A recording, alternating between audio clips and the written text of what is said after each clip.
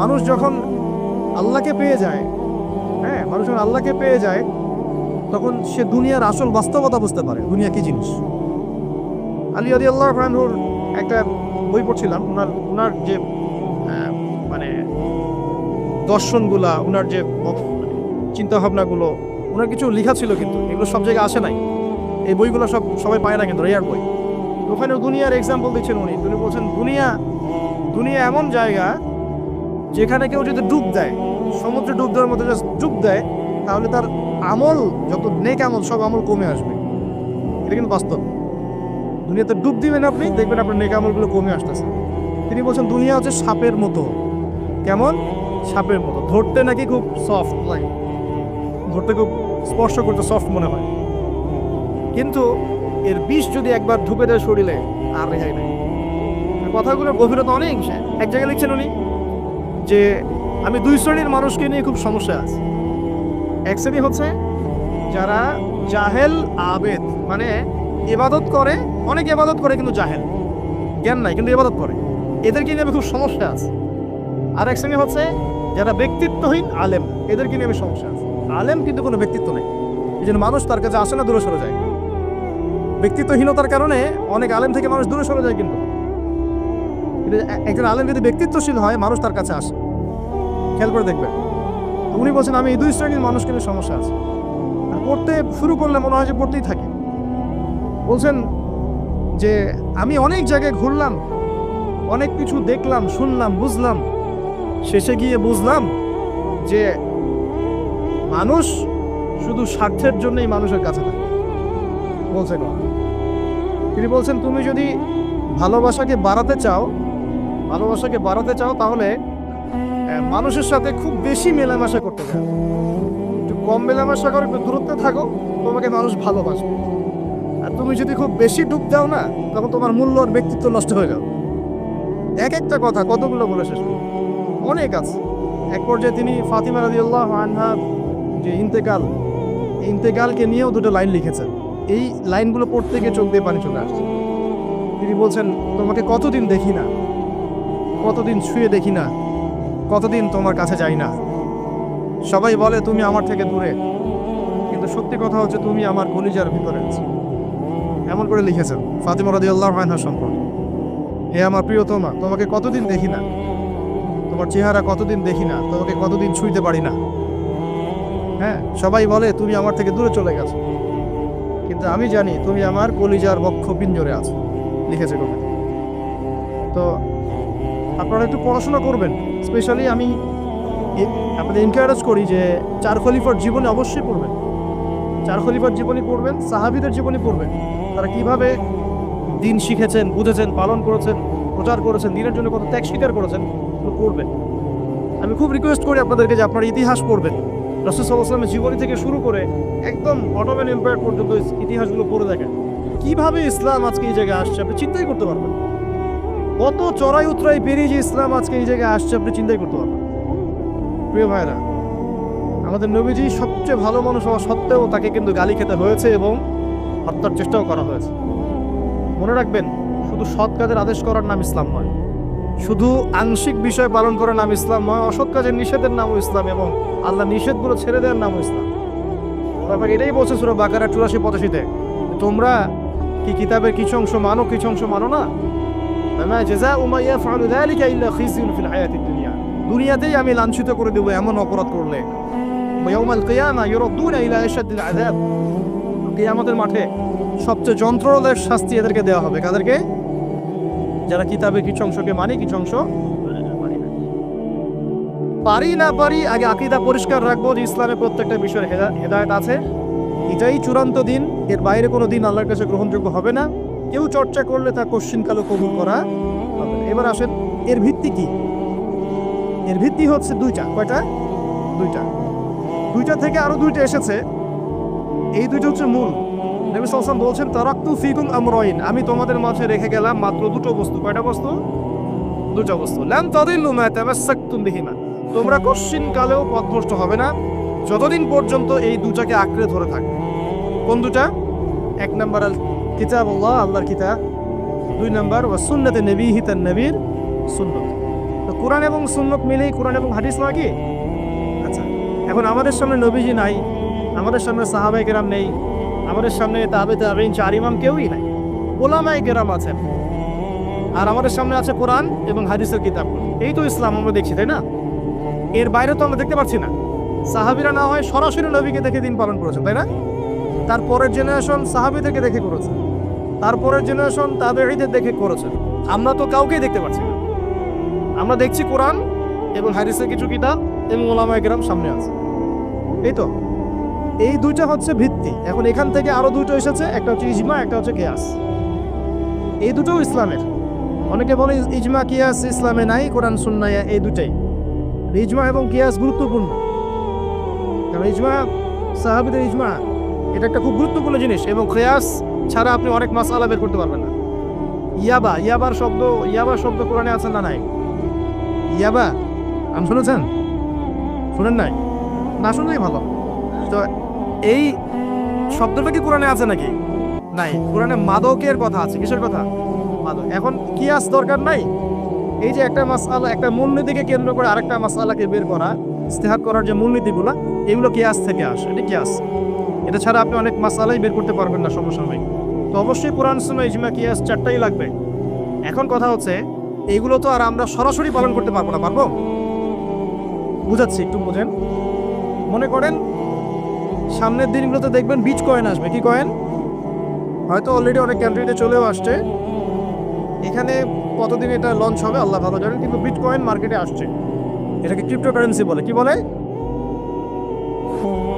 Paper মানি নিয়ে যে কথাগুলো বলেছিলাম কিছু তো ফলেছে নাকি ভাই? কিছু তো ফলেছে। আচ্ছা, সামনে আরো ফলবে ইনশাআল্লাহ। সাস্টেইনেবল অ্যাসেট যেগুলো আছে সেখানে সম্পদ ইনভেস্ট করেন। আপনার জমি জমা থাকলে চাষবাস করা শুরু করেন। সাস্টেইনেবল অ্যাসেট যেগুলো, সেগুলোতে ফোকাস করেন। এমন কোনো জায়গায় অনেক বেশি সম্পদ ইনভেস্ট করে দিয়েন না যেটা পরে আপনার মানে পথে বসার কারণ না হয়ে যায়। তো ক্রিপ্টোকারেন্সি মনে করেন চলে আসছে, এখন আপনি বোঝেন না ক্রিপ্টোকারেন্সি কী জিনিস, এটা হালাল না হারাম, এটা জায়েজ না জায়েজ, এগুলো মাসালা কি সবাই জানে? জানে কি? এটার জন্য কোরআন সুন্নাহ জ্ঞান লাগবে, ইকোনমিক্সে জ্ঞান লাগবে না, পড়াশোনা লাগবে। এখন সরাসরি কোরআন এবং হাদিসের বইগুলো চর্চা করে আপনি কি এর সমাধান বের করতে পারবেন কি না? পারবেন? আপনার কি সেই জ্ঞান আছে, যোগ্যতা আছে? আর সেই যোগ্যতা কি সবার আছে? অল্প কিছু মানুষের থাকতে পারে, যারা উলামায়ে কেরাম তাদের এই যোগ্যতা, তাদের মধ্যেও হয়তো কিছু মানুষের নাও থাকতে পারে না, কিন্তু বরেণ্য উলামায়ে কেরাম যারা, তাদের মাঝে এগুলো থাকবে ইনশাআল্লাহ। এখন আপনি কি করবেন? কোরআন সুন্নাহকে পালন করার স্বার্থে উলামায়ে কেরামের দ্বারস্থ হবেন এবং তাদের কাছে মাসালগুলো জেনে নেবেন। তাহলে আপনি একা একা চর্চা করে বিভ্রান্ত হওয়ার সুযোগ থাকবে। এই বিষয়টা খেয়াল রাখবেন। এখন নতুন কিছু ফিতনা আসছে যে কিছু মানুষ, সবাই না, অল্প কিছু মানুষ কোরআন সুন্নাহ নিজে পড়াশোনা করেই সব কিছুর সমাধান বের করতে চাচ্ছে। এটা ঠিক না। সব কিছুর সমাধান বের করতে হলে মুস্তাহিদ হতে হবে, আর সবাই মুস্তাহিদ হতে পারবে না। সবাই কি আবু হানিফা রাহিমাহুল্লাহ হতে পারবে নাকি? সবাই কি ইমাম শাফিঈ হবে নাকি? সবাই কি আহমদ বিন হাম্বল হতে পারবে? সবাই কি ইমাম মালিক হতে পারবে? পারবে।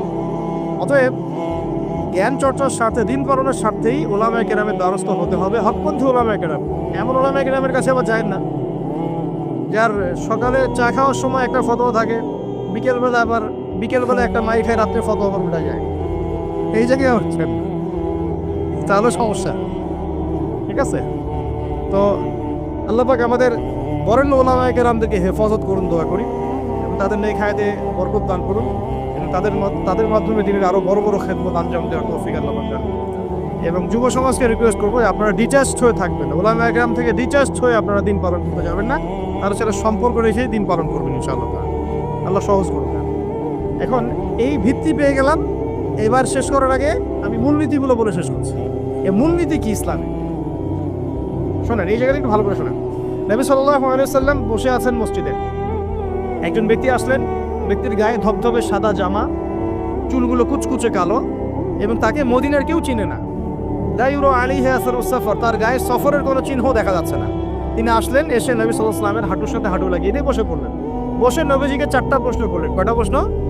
4টা। তার মধ্যে প্রথমটা হচ্ছে আখবিরনি আনিল ইসলাম, হে মুহাম্মদ সাল্লাল্লাহু আলাইহি ওয়াসাল্লাম, আমাকে ইসলাম সম্পর্কে বলো যে ইসলাম কি। ইসলাম কি জিনিস, ইসলামের ব্যাখ্যা কি, সংজ্ঞা কি?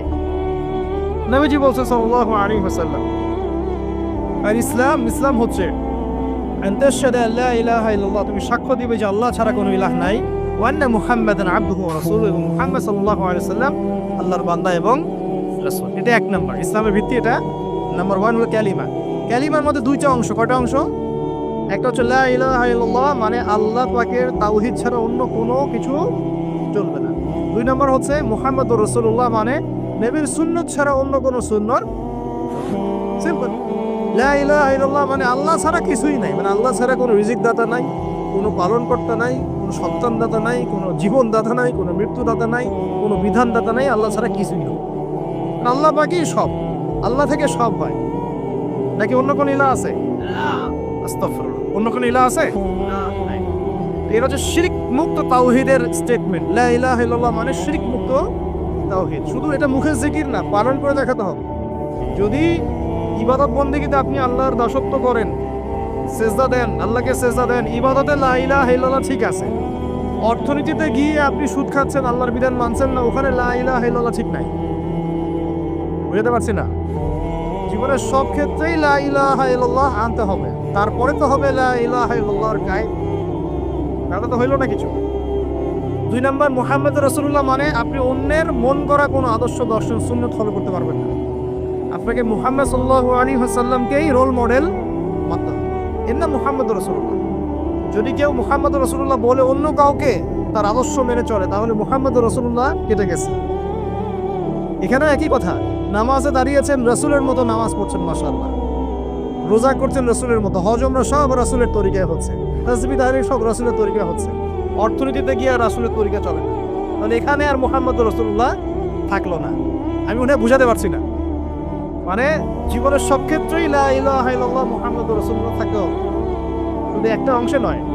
এটা 1 নাম্বার। 2 ওয়ান তুকিমাস সালাহ, এবং যখন তুমি সালাত কায়েম করবে। ইসলামের 2 নম্বর পিলার কি? সালাত কায়েম করা। সালাতের বিষয়ে জাস্ট 2টো হাদিস বলে দিই আমি, তাহলে আপনার যথেষ্ট হবে ইনশাআল্লাহ। একটা হাদিসে নবীজি বলেন, মান তারাকা সালাতান মুতাআম্মিদান ফাকাদ কাফার, কেউ যদি ইচ্ছাকৃতভাবে নামাজকে ছেড়ে দেয়, সে ব্যক্তি কিন্তু কুফরি করলো। কি করলো? আমরা যারা নামাজ পড়ছি না, আমরা কিন্তু কুফরির মধ্যে আছি। মুআজ বিন জাবাল রাদিয়াল্লাহু আনহু নবীজি বলেন, মান তারাকা সালাতান মুতাআম্মিদান ফাকাদ বারিআত মিন জিম্মাতিল্লাহ, কেউ যদি নামাজ ছেড়ে দেয়, ফরজ নামাজ তার উপর ছেড়ে দেয়, ত্যাগ করে, সে ব্যক্তি আল্লাহর জিম্মাদারি থেকে মুক্ত হয়ে গেল।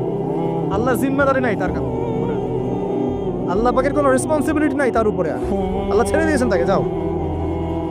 একটা হাদিস আছে, বাইনা রাজুলি ওয়া বাইনা শিরকি ওয়াল কুফরি তারকুস সালাহ, একজন আল্লাহর বান্দা আর একজন কাফের মুশরিকের মাঝে পার্থক্যই নামাজ। নামাজ নাই, ইসলাম নাই। শুধু আইওয়াজ শোডাউন দিয়ে কিচ্ছু হবে না ভাই, অথচ নামাজ আগে ঠিকঠাক মতো করতে হবে। করতে হবে না ভাই? আমাদের যুব সমাজ এখন রাত 3:30টায় খেলা দেখতে ওঠে, তাহাজ্জুদে ওঠার সুযোগ হচ্ছে না, ফুরসত হচ্ছে না। 3:30 4টা হলেও উঠতে হবে, অ্যালার্ম দিয়ে রাখবে, আর্জেন্টিনার খেলা আছে। কিন্তু আরেক ঘন্টা পরে ফজরের নামাজ, ওই খেলা দেখি ঘুম, ফজরের নামাজ।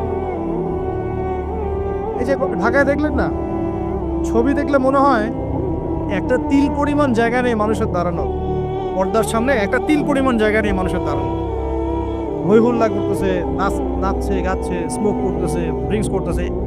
মিডিয়া এগুলোকে প্রমোটও করতেছে। মিডিয়া প্রমোট করতেছে মানে কি? মিডিয়া দেখাচ্ছে মানে বিশ্ব কত ভালো আছে এখন, কত সুখ আমাদের। হ্যাঁ, আমাদের সুখী সুখ, খালি সুখে সমৃদ্ধ জীবনযাপন করতেছে, খেলা দেখতে নাচতেছে নাকি। অথচ দেখেন ইকোনমিক সেকশনের কি অবস্থা, দেখেন কি অবস্থা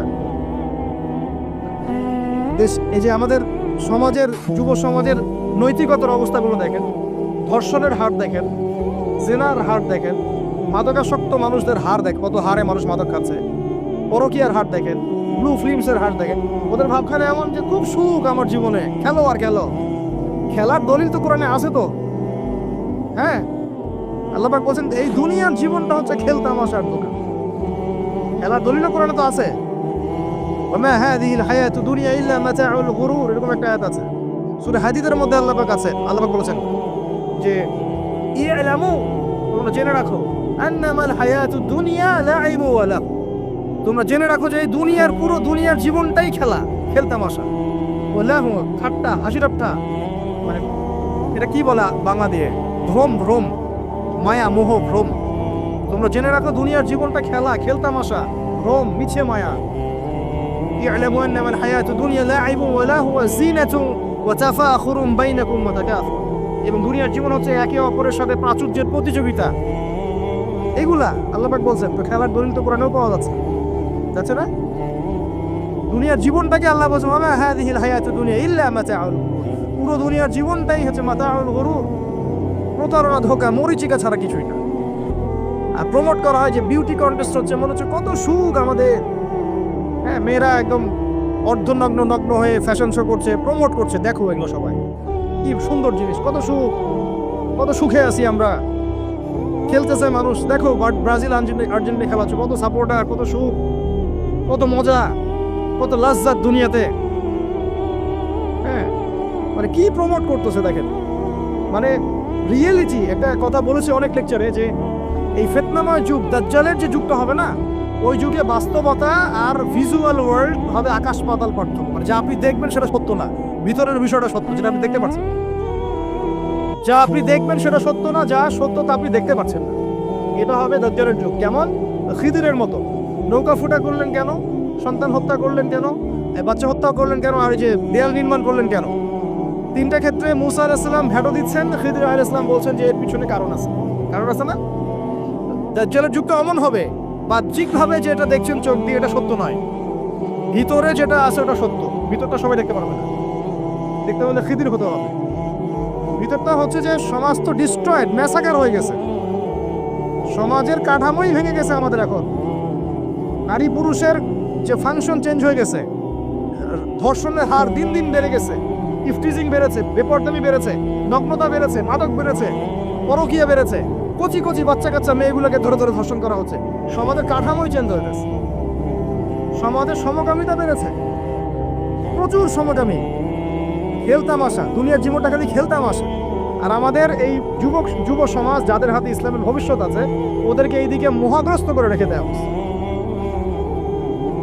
এরা নামাজ পড়ে না, কোরআন তেলাওয়াত করে না, আলেম ওলামার সাথে কোনো সোহবত নাই, কোনো সম্পর্ক নাই, হাদিসের কিতাব নাই বাসায়, দাড়ি নাই, ইসলামিক লেবাস পোশাক নাই, ইসলামিক মূল্যবোধ নৈতিকতা নাই, আল্লাহর রাস্তায় সময় দেওয়ার কোনো মানসিকতা নাই।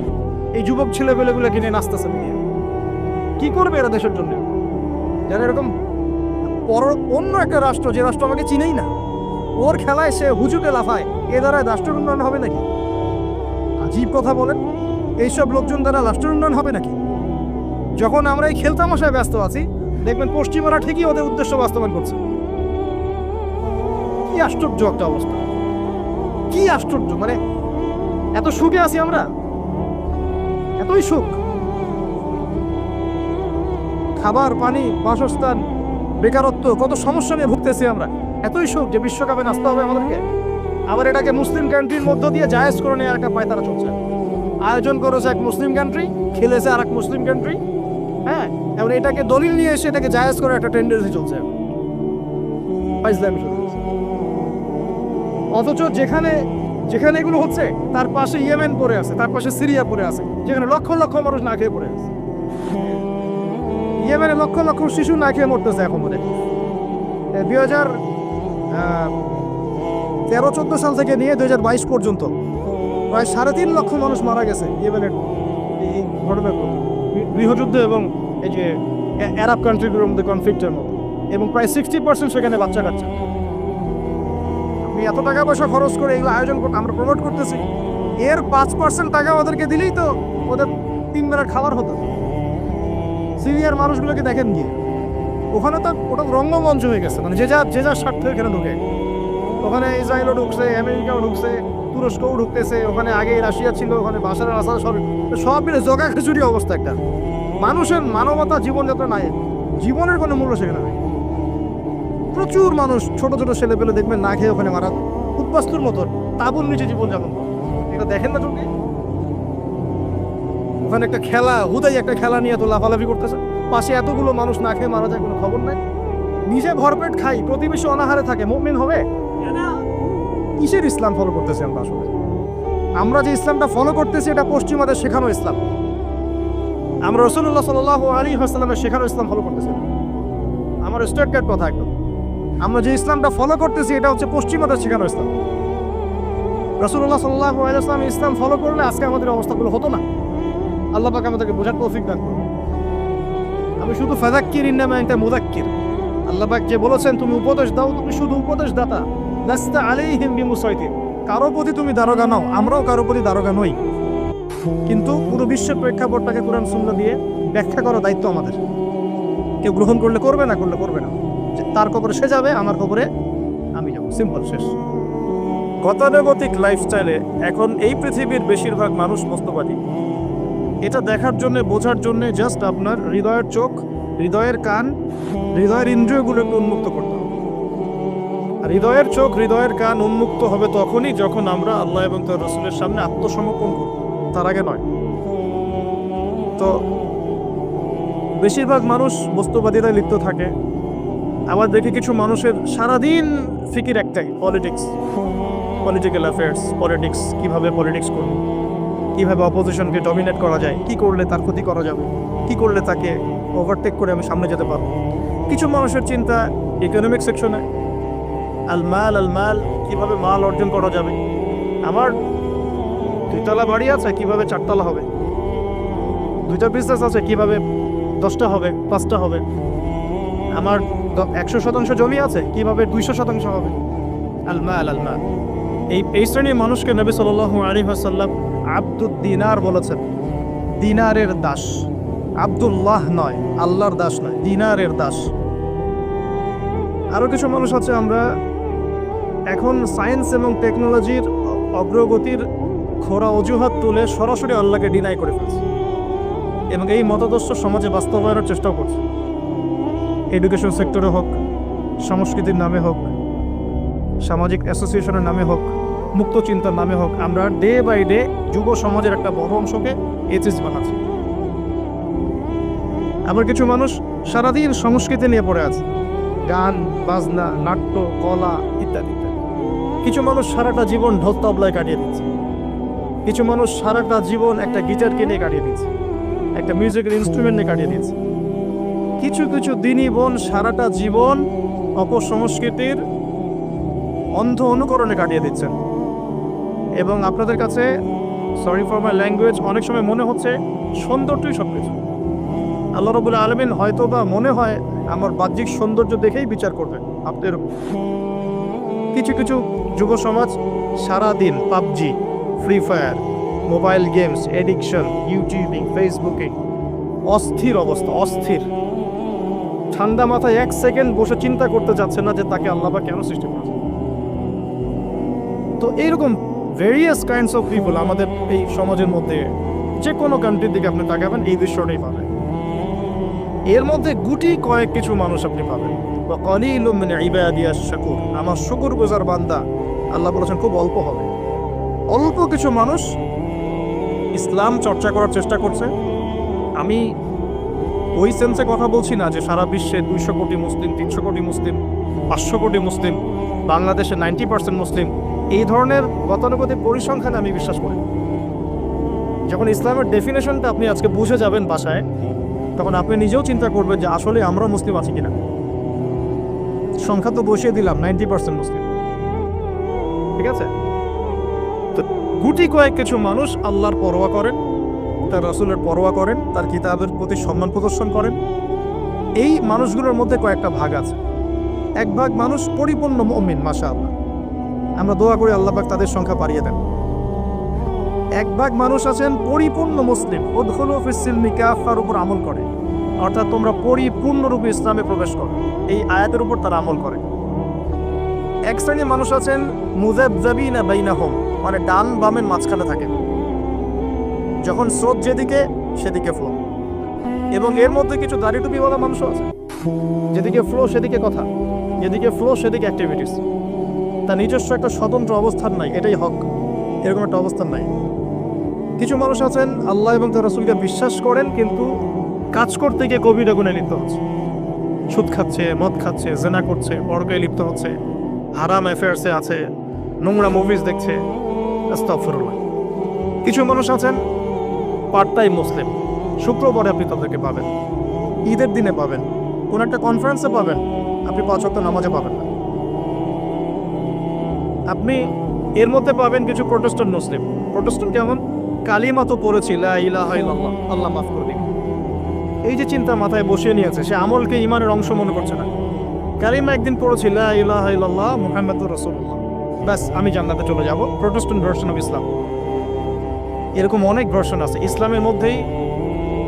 কেউ আছে সুবিধাবাদী মুসলিম, কেউ ফাসেক মুসলিম, কেউ জালেম মুসলিম, কেউ আছে মোনাফেক টাইপের, কেউ প্রোটেস্ট্যান্ট। খাঁটি আল্লাহর বান্দা, খাঁটি মুমিন, খাঁটি মুসলিম, এই মানুষগুলোকে মোটিভেট করার জন্য আজকের টপিক। আসুন কিছু মহামানবের গল্প শুনি। শুরু করতে চাই আমাদের আদি পিতা আদম আলাইহিস সালামকে দিয়ে। কেন এত বড় লম্বা ভূমিকা দিলাম? কারণ আমরা কেউ প্রোটেস্ট্যান্ট মুসলিম থাকতে চাই না। আমরা পরিপূর্ণ কোরআন এবং সুন্নাহ অনুসরণ করতে চাই। পরিপূর্ণ কোরআন এবং সুন্নাহ আমার ব্যক্তি জীবন, আমার পারিবারিক জীবন, আমার অর্থনৈতিক জীবন, আমার সামাজিক জীবন, ইনশাআল্লাহ আল্লাহ যদি তৌফিক দান করেন আমার পলিটিক্যাল লাইফেও থাকবে। এই কনসেপ্টের নাম ইসলাম। এই কনসেপ্টকে ডিনাই করলেই মুনাফিক হয়ে যাবে। কেউ মানতে পারুক বা না পারুক এটা পরের ইস্যু, কিন্তু আগে আমার আকীদা ঠিক করতে হবে, ইসলাম এটা। এখন আমি প্রথমে শুরু করব আমার ব্যক্তিগত জীবন থেকে। আমি সালাত দিয়ে স্টার্ট করব, আমি সওম রাখবো, বেশি বেশি নফল ইবাদত করব, কোরআন তেলাওয়াত করব, দান সাদাকা করব, ভালো কাজে অংশ নিব, সৎ কাজে আদেশ করব, অসৎ কাজে নিষেধ করব। আমি আমার ব্যক্তি জীবনটাকে ইসলামাইজড করব সবার আগে। আমি সবার আগে বড় স্তরে যাব না, এটাই সুন্নাহ। এরপরে আমার একটা পরিবার আছে। আমার পরিবার, আমার মা, আমার বাবা, আমার স্ত্রী, সন্তান, সবাইকে নিয়ে পরিবার। তাদেরকে ইসলামের মধ্যে রাখার দায়িত্বটা আমার। আমার সমাজ আছে, সমাজে আমি যতটুকু পারি ইসলামকে ইম্পোজ করব। ইকোনমিক সেকশনে গিয়ে আমি হালাল হারামে পরোয়া করব না এমন মানুষ হব না। আমি সেখানে হালাল খাবো, হারাম থেকে দূরে থাকবো। যদি আল্লাহ পাক আমাকে পলিটিক্যাল ক্ষমতা দেন, আমি আমার জায়গা থেকে চেষ্টা করব ইসলামকে ইম্পোজ করার। অ্যাটলিস্ট কুফর, শিরক এবং তাগুতকে এস্টাবলিশ করব না। কিছু করতে পারি না পারি, অ্যাটলিস্ট কুফর, শিরক এবং তাগুতকে এস্টাবলিশ করব। মোটা দাগে কথা বললে অনেক হার্ড কথা হয়ে যায়। পুরো ওয়ার্ল্ডের গ্লোবাল অ্যাফেয়ার্সই এখন তাগুতের উপরেই আছে। আপনি কত বড় সংস্থার নাম নেবেন? World bank, IMF, United Nations, কোনো অ্যাসোসিয়েশনের মধ্যে 100% কেন 10% ইসলাম নাই। তো এখন আমাদের করণীয়, নিজের ব্যক্তি জীবন থেকে যখন ইসলাম বিদায় নিচ্ছে তখন ওই লেভেলে কথা বলাই তো আমার জন্য দুষ্কর। এটা তো অপরাধ, আমার জন্যই অপরাধ। তো আমাদের ফার্স্ট অফ অল স্টার্ট করতে হবে ব্যক্তি জীবন থেকেই, দেন পরিবার, সমাজ, গ্র্যাজুয়ালি উই উইল অ্যাডভান্স ইনশাআল্লাহ তাআলা। এখন আকীদাকে স্পষ্ট করলাম। আল্লাহ পাক সূরা মুলকের মধ্যে একটা কথা বলছেন, এই আয়াতটা থেকে আমি সামনে যাচ্ছি। আল্লাহ পাক, আপনারা সবাই সূরা মুলক আজকে তেলাওয়াত করবেন বাসায় গিয়ে, কারণ রাতের বেলা সূরা মুলক পড়াটা কিন্তু সুন্নাহ।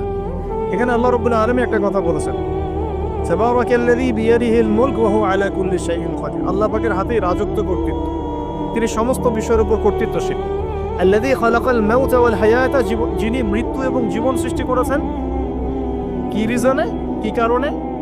লিয়াবলুয়াকুম আইয়ুকুম আহসানু আমালা। আল্লাহ পাক দেখতে চান আমাদের মধ্যে আমলে আহসানকে। অনেক লেকচারে আমি আহসান শব্দটার অ্যাপ্রোপ্রিয়েট ব্যাখ্যা পাইনি স্কলারদের কাছে, লেকচারারদের কাছে। হাসান শব্দটার সুপারলেটিভ ফর্ম হচ্ছে আহসান। হাসান মানে হচ্ছে ভালো, উত্তম, ভালো, খাবারটা ভালো। আহসান খাবারটা অনেক বেশি ভালো। হাসান মানে উত্তম, আহসান অনেক বেশি উত্তম। বলি আমরা কবির মানে বড়, আকবার সবচেয়ে বড়, তগীর মানে ছোট, আসগর মানে সবচেয়ে ছোট। এটাকে বলা হয় ইসমে তাফজিলের সিগা, মানে সুপারলেটিভ ফর্ম ইংরেজিতে আমরা যেটা বলি। তো আল্লাহ পাক এই আয়াতে একটু খেয়াল করে দেখেন, আল্লাহ পাক কিন্তু আমাদেরকে গতানুগতিক মুসলিম হিসেবে দেখতে চাচ্ছেন না। আল্লাহ পাক বলছেন, আমি দেখতে চাই তোমাদের মধ্যে আমলে আহসানকে। ব্যাস এই শব্দটা যদি বুঝতে পারি আজকের আলোচনার ভিতরে ঢুকতে পারবো। আমি কি আহসানটা বোঝাতে পেরেছি? আল্লাহ পাক দেখতে চান না আমাদের মধ্যে আমলে, আকীদায়, ঈমানে, তাকওয়ায়, এগুলোতে গতানুগতিক কে। আল্লাহ পাক দেখতে চান আমাদের মধ্যে আমলে বেস্ট কে, শ্রেষ্ঠটাকে।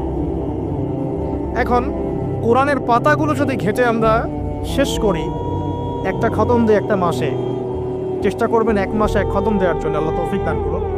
প্রতিদিন 1 পারা করে পড়লে 1 মাসে 1 খতম হয়ে যায়। আর বছরে অন্তত 1 বার পুরো কোরআনটা অর্থসহ পড়তে হবে। পারা যাবে ইনশাআল্লাহ? বছরে অন্তত 1 বার পুরো কোরআনটাকে অর্থসহ আমরা পড়ার চেষ্টা করব।